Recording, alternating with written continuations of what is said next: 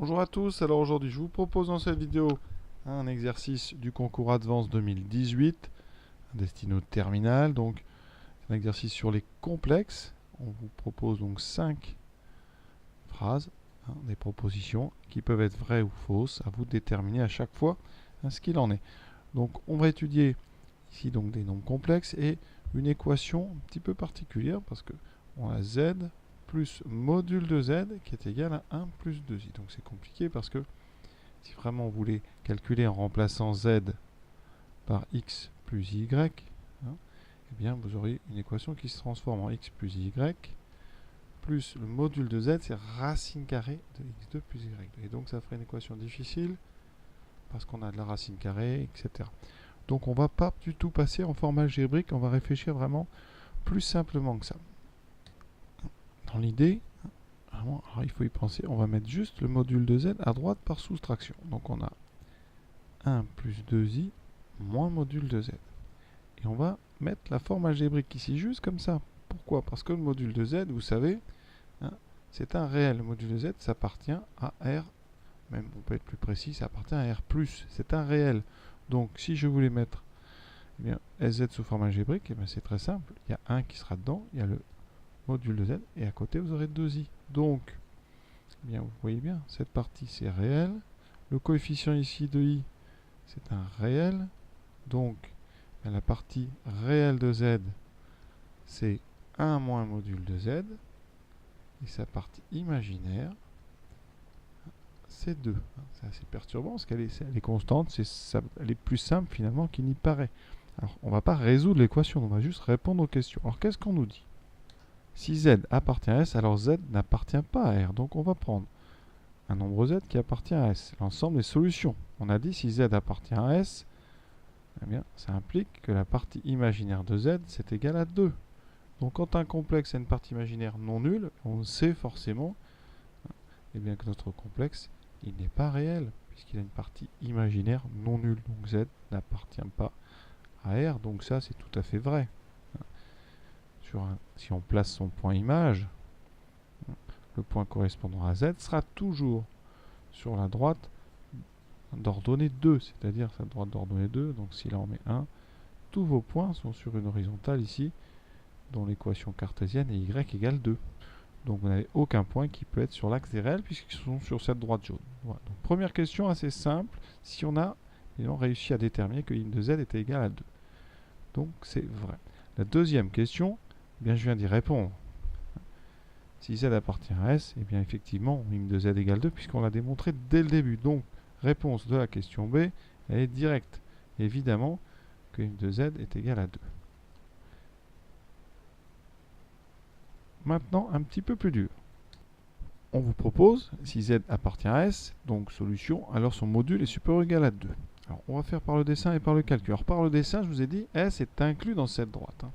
Ce n'est pas cette droite, mais d'accord, tous les points de S sont à l'intérieur de cette droite. D'accord, cette droite que j'appelle, à partir de maintenant, D. Puisque on sait que tous les points de S ont une partie imaginaire égale. Donc, tous les points images sont sur cette droite. Qu'est-ce que ça voudrait dire que le module de z soit supérieur ou égal à 2? Alors le module de z graphiquement, c'est la distance entre l'origine et le point image. Donc un point image d'un complexe ici qui serait donc sur la droite jaune. Vous voyez bien que c'est forcément supérieur ou égal à 2 parce que la distance entre l'origine et cette droite, au minimum, elle est atteinte ici. Et ça, comme on est sur la droite y égale 2, cette distance minimum c'est 2. D'accord? Ça veut dire qu'ici, tous les points que vous avez placés sur cette droite jaune auront une distance à l'origine plus grande que 2. Et donc, le module du complexe, le module de la fixe, sera supérieur ou égal à 2. Ça, c'est un aspect graphique. Pas toujours facile à gérer, mais vous voyez que ça se voit très bien. Si on regarde notre complexe, on a sa partie réelle, sa partie imaginaire.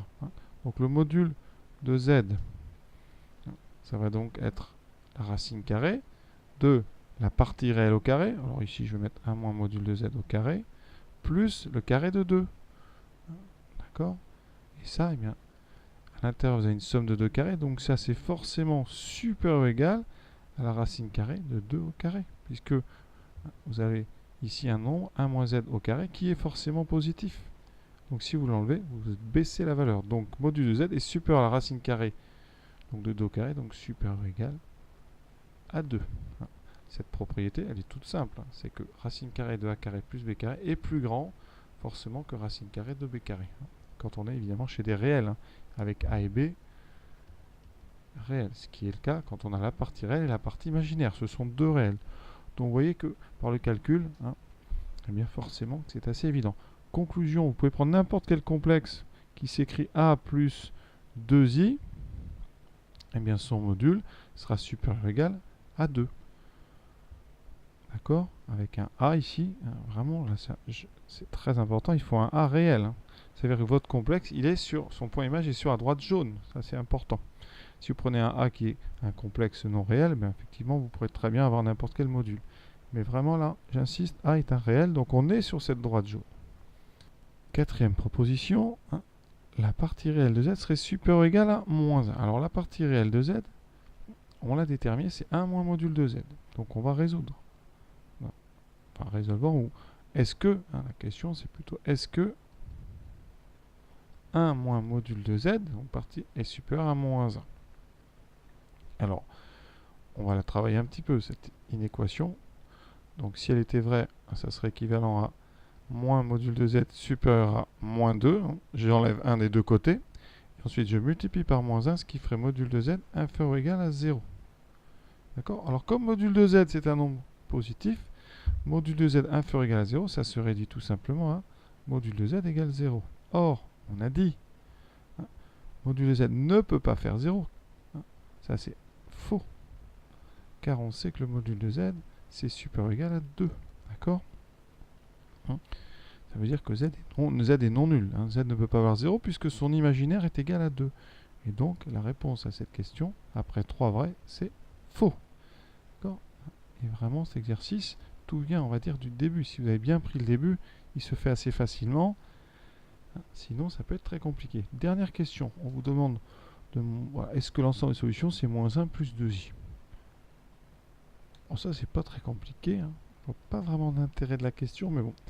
On va vérifier. On va calculer, donc, pour z égale moins 1 plus 2i, calculons le membre gauche, z plus module de z. Ça fait moins 1 plus 2i, plus, donc le module de z, c'est la racine carrée. Donc partie réelle au carré, ça fait 1, plus partie imaginaire au carré, ça fait 4. Voilà, ça nous fait donc moins 1 plus 2i, plus racine de 5. Et la question, c'est est-ce que ça fait le membre de droite? Bon, on a le 2i, évidemment. Ça, c'est bon. Par contre, le reste, à gauche, on a moins 1 plus racine de 5, et à droite, on a 1. La question, est-ce que c'est égal? Pas du tout, parce que ça voudrait dire que racine de 5 est égale à 2. D'accord? Donc, comme racine de 5 ne fait pas 2, eh bien, module de z plus z ne peut pas faire 1 plus 2i. Donc là, c'est évidemment faux. Je vais vous laisser, on a terminé cette vidéo, j'espère que ça vous a plu, j'ai essayé de détailler un petit peu avec le graphique et les calculs. Et donc on répète, surtout il fallait éviter de rentrer dans les calculs avec la racine carrée et rester vraiment assez au-dessus des choses, mais ça c'est pas évident, quand on est sur un concours il faut aller vite, bien évidemment. Voilà, j'espère que ça vous aura apporté un petit peu d'explication, à très bientôt.